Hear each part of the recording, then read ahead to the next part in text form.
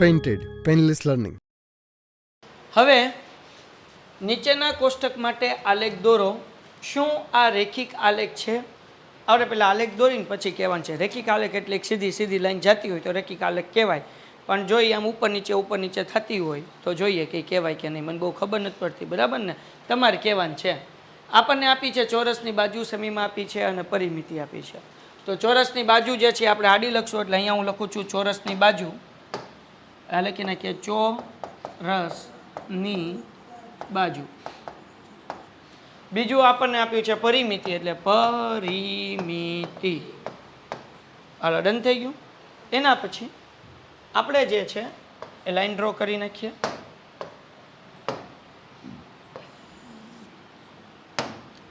Okay, હવે આપણે એક એક લાઈનનો થોડોક ગેપ રાખીશું, બરાબર ને? 8, 12, 14, સોરી 2, 3, 3.5, 5 અને 6. તો આપણે આમ બબ્બે લાઈન એક એક પોઈન્ટ લખશું. પહેલાં લખીએ 2, પછી આપણે લખીએ 3, પછી આપણે લખીએ એ તો વચ્ચે 4, 5, 6. બરાબર, ક્યાં લગી છે? 6 લગી છે. પછી આપણને પરિમિતિ આપી 8, 12, 14, 20, 24. તો 4, 4 નો ગેપ રાખીએ. એટલે અહીંયા જે છે હું બે ખાનાનો ગેપ રાખીને લખું 4, 8, 4, 12, બરાબર ને?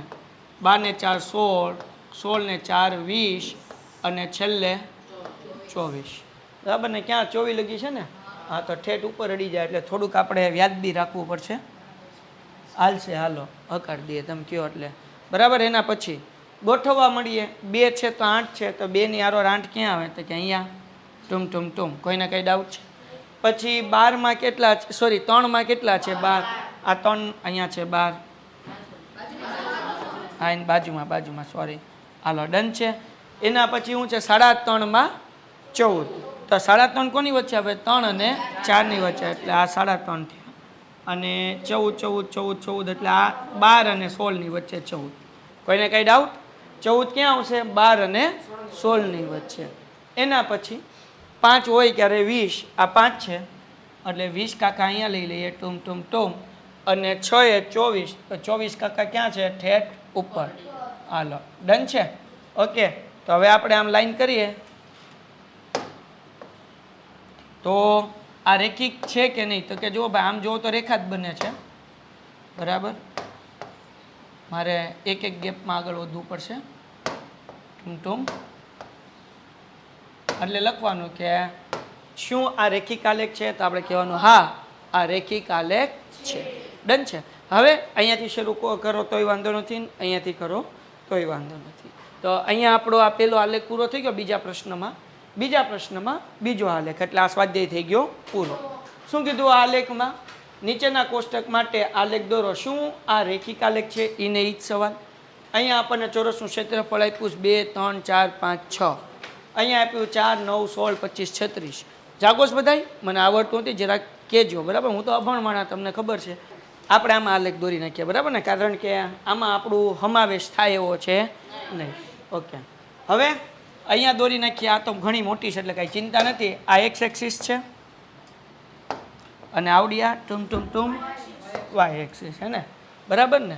બીજું મને બહુ ખબર ન પડે, તમારે અહીંયા લખવું પડે. આ જે છે ચોરસની બાજુઓ, બરાબર ને? તો અહીંયા લખવું પડશે આપણે ચોરસની બાજુઓ. શું લખવું પડશે અહીંયા નીચે? તો આપણે લખી નાખીએ ચોરસની બાજુઓ, બરાબર. 2 થી શરૂઆત થાય છે. બબ્બે લીટીએ લખીએ, બબ્બે ખાને. અહીંયા 2 પછી શું લખશું આપણે? 3, 4, 5, 6. ડન છે.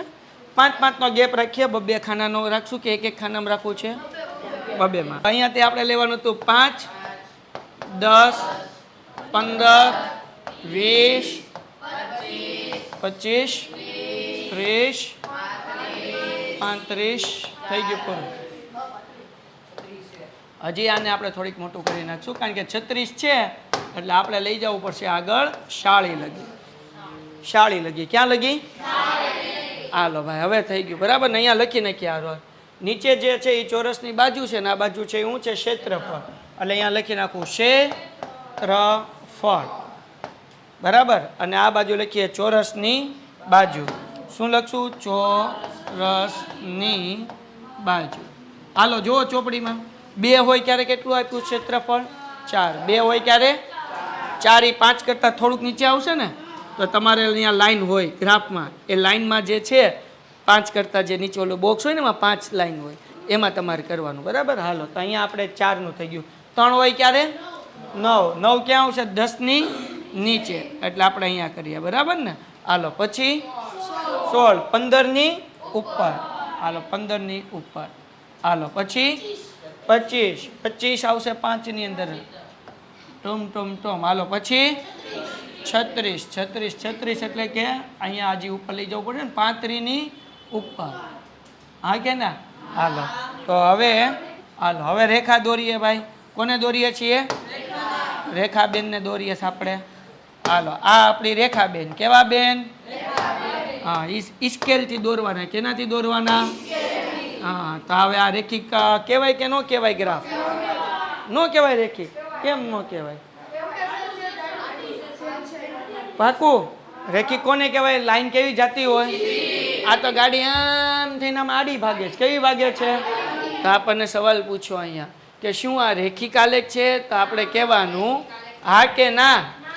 ના, આ રેખિક આલેખ. કેમ નથી? કારણ કે ગાડી ભાગે છે. આની પહેલા રેખિક હતું, સીધી જ ગાડી જતી હતી. કેમ ગાડી જતી હતી? સીધી. આ ગાડી કેવી જાય છે? આડી. હાલો ડન થઈ ગયું. તો અહીંયા આપણો ગ્રાફ છે એ પૂરો થાય અને સ્વાધ્યાય તે હાલો કરી નાખો ફટાફટ. Painted Painless Learning.